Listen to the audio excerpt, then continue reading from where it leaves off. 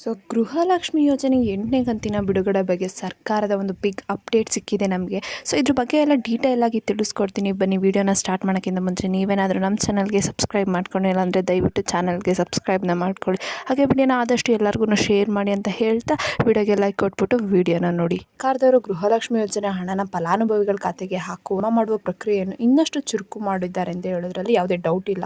ಫಲಾನುಭವಿಗಳ ಖಾತೆಗೆ ಹಾಕಲು ಆಗ್ತಿದ್ದ ವಿಳಂಬ ಇವಾಗ ಇಲ್ಲ. ಯಾಕಂದರೆ ಅದರಲ್ಲಿ ಏಪ್ರಿಲ್ ತಿಂಗಳಲ್ಲಿ 2 ಕಂತಿನ ಹಣನ ಬಿಡುಗಡೆ ಮಾಡಿದ್ದಾರೆ ಸರ್ಕಾರದವರು. ಅಂದರೆ 7ನೇ ಕಂತಿನ ಹಣ ಮತ್ತು 8ನೇ ಕಂತಿನ ಹಣನ ಕೂಡ ಒಂದೇ ತಿಂಗಳಲ್ಲಿ ಬಿಡುಗಡೆ ಮಾಡಿದ್ದಾರೆ. ಸೊ ಹಿಂದೆ ಗೃಹಲಕ್ಷ್ಮಿ ಯೋಜನೆ ಅಡಿಯಲ್ಲಿ 6,000 ರೂಪಾಯಿ ಕೊಡ್ತಾರಂತೆ.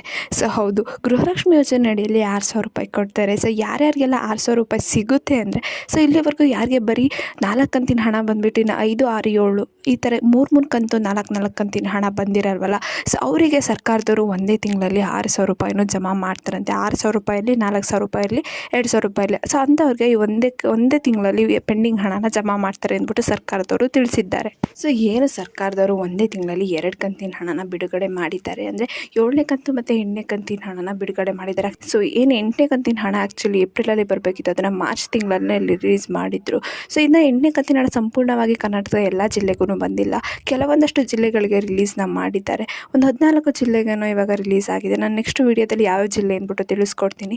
ಮತ್ತು ಏನಂದರೆ ಸರ್ಕಾರದವರು ಗೃಹಲಕ್ಷ್ಮಿ ಯೋಜನೆ ಅಡಿಯಲ್ಲಿ ಒಂದೇ ತಿಂಗಳಲ್ಲಿ 8,000 ರೂಪಾಯಿನ ಕೊಡ್ತಾರಂತೆ. ಸೊ ಹೌದು, ಇದು ನಿಜವಾದ ನ್ಯೂಸ್. ಯಾಕಂದರೆ ಈಗ ಸರ್ಕಾರದವರು ಏಪ್ರಿಲ್ ತಿಂಗಳೆಲ್ಲ ಪೆಂಡಿಂಗ್ ಹಣನ ರಿಲೀಸ್ ಮಾಡೋಕ್ಕೆ ಎಲ್ಲ ಸಿದ್ಧತೆಯನ್ನು ಮಾಡ್ಕೊಂಡಿದ್ದಾರೆ. ಏನೋ ಈ ತಿಂಗಳು ಎಲೆಕ್ಷನ್ ಬರುತ್ತಲ್ಲ, ಎಲೆಕ್ಷನ್ಗಿಂತ ಮುಂಚೆನೇ ಎಲ್ಲರಿಗೂ ಕೂಡ, ಎಲ್ಲ ಮಹಿಳೆಯರಿಗೂ ಕೂಡ ಯಾರ್ಯಾರಿಗೆ ಪೆಂಡಿಂಗ್ ಹಣ ಸಿಕ್ಕಿರಲಿಲ್ಲ, ಸೊ ಪೆಂಡಿಂಗ್ ಹಣನ ಹಾಕೋಕ್ಕೆ ಸರ್ಕಾರದವರು ಎಲ್ಲ ಸಿದ್ಧತೆಯನ್ನು ಮಾಡ್ಕೊಂಡಿದ್ದಾರೆ. ಸೊ ಪೆಂಡಿಂಗ್ ಹಣನ ಪಡ್ಕೊಳ್ಳೋಕ್ಕಿಂತ ಮುಂಚೆ ನೀವು ಏನೇನು ಚೇಂಜಸ್ನ ಮಾಡ್ಕೋಬೇಕು ಅಂದರೆ, ನಿಮ್ಮ ಬ್ಯಾಂಕ್ ಖಾತೆಗೆ KYC, NPCI ಮ್ಯಾಪಿಂಗ್ ಮತ್ತು ಆಧಾರ್ ಕಾರ್ಡ್ ಲಿಂಕ್ ಮಾಡಿಸೋದು, ಮತ್ತು ನಿಮ್ಮ ರೇಷನ್ ಕಾರ್ಡ್ ಮತ್ತು ಆಧಾರ್ ಕಾರ್ಡ್ನ ಲಿಂಕ್ ಮಾಡಿಸೋದು. ಸೊ ಇಷ್ಟು ಚೇಂಜಸ್ನ ನೀವು ಮಾಡಿಸ್ಕೊಂಡಷ್ಟೇ ನಿಮಗೆ ಪೆಂಡಿಂಗ್ ಹಣ ಸಿಗುತ್ತೆ. ಸೊ ತುಂಬ ಜನ ಕೇಳ್ತಿದ್ದಾರೆ, ನಾವು ಇಷ್ಟೊಂದೆಲ್ಲ ಚೇಂಜಸ್ನ ಮಾಡಿಸ್ಕೊಂಡಿದ್ದೀವಿ ಮತ್ತು ಅಪ್ಲಿಕೇಶನ್ನು ಸರಿಯಾಗಿ ಹಾಕಿದ್ದೀವಿ, ಆದರೂ ನಮಗೆ ಹಣ ಬರ್ತಿಲ್ಲ ಅಂತ.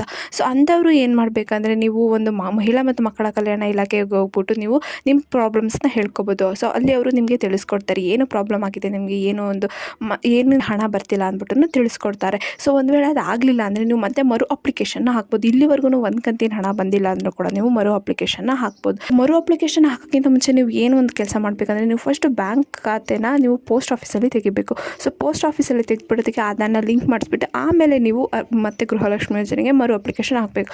ಸೊ ಹಾಕಿ ಒಂದು ವಾರದಲ್ಲೇ ಹಣ ಕ್ರೆಡಿಟ್ ಆಗಿರೋ ಎಲ್ಲ ಉದಾಹರಣೆಗಳು ಕೂಡ ಇದ್ದಾವೆ. ಸೊ ಅದಕ್ಕೆ ಯಾರ್ಯಾರೆಲ್ಲ ಪೆಂಡಿಂಗ್ ಹಣಕ್ಕೋಸ್ಕರ ಕಾಯ್ತಿದ್ರೆ, ಸೊ ಅವರು ಇಷ್ಟು ಚೇಂಜಸ್ನ ಮಾಡಿಸ್ಕೋಬೇಕು. ಇದನ್ನು ಸ್ವತಃ ಖುದ್ದಾಗಿ ಲಕ್ಷ್ಮೀ ಹೆಬ್ಬಾಳ್ಕರ್ ಅವರೇ ತಿಳಿಸಿದ್ದಾರೆ. 8ನೇ ಕಂತಿಂದು ಬಿಗ್ ಅಪ್ಡೇಟ್ ಏನಪ್ಪ ಅಂದರೆ, ಸೊ ಏನು 8ನೇ ಕಂತಿನ ಹಣ ಆಲ್ರೆಡಿ ಜಮಾ ಆಗ್ತಾ ಇದೆ.